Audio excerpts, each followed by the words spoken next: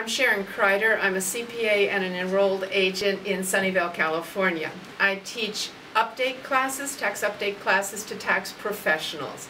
So welcome while I talk to you about the Affordable Care Act, Obamacare, healthcare reform, and talk to you about the employer requirement to provide insurance to employees beginning in 2014. Vern Hoven and I did a webcast for our tax professional friends. It was sponsored by Paychecks. We had 2,500 viewers and lots of questions came in.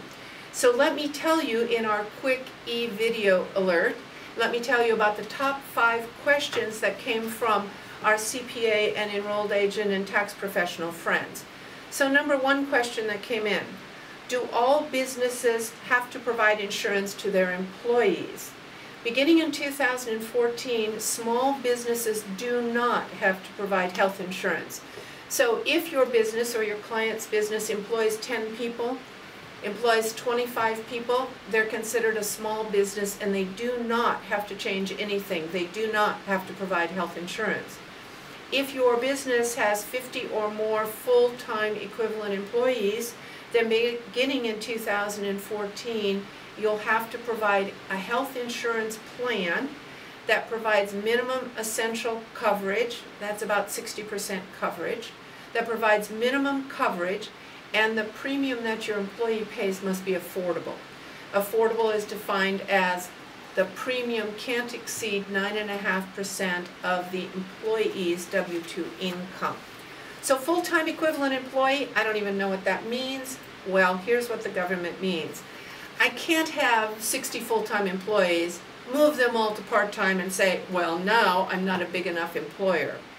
This is counted by the number of hours my employees work, calculated on a monthly basis, divided by 30 hours a week, 120 hours a month, and then that makes the employee a full-time equivalent for this count.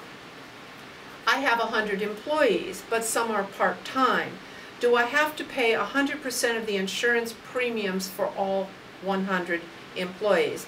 And the answer is no. I do the count to determine if I have 50 full-time equivalent employees. And if I am considered a big employer under that definition, then I must provide affordable health insurance to those employees that work for me full-time.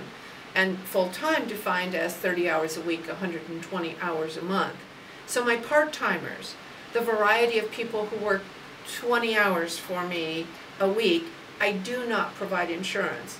My full-time people, I provide affordable insurance, meaning they pay part of the premium and I pay part of the premium. So this does not require my business to pay all of the insurance premium. Number 3 question: if I don't pay for part-timers, if I don't have to pay for part-time employees, why don't I convert all of my employees to part-time and then I don't have to pay any health insurance? Well, you could certainly do that, but remember, you have full-time employees for a business reason. You may indeed convert some people to part-time for business reasons to save some health insurance premium money, but I don't think you're going to want to convert everybody to part-time, or your business will look a lot like a hamburger franchise with lots of part-time people working. What is the penalty if my business does not provide affordable health insurance for its employees and I'm required to do that? The penalty is $2,000 a year for each employee above 30 employees that you don't pay premiums for. So you can see the penalty is not deductible, but also penalty is not the price of insurance.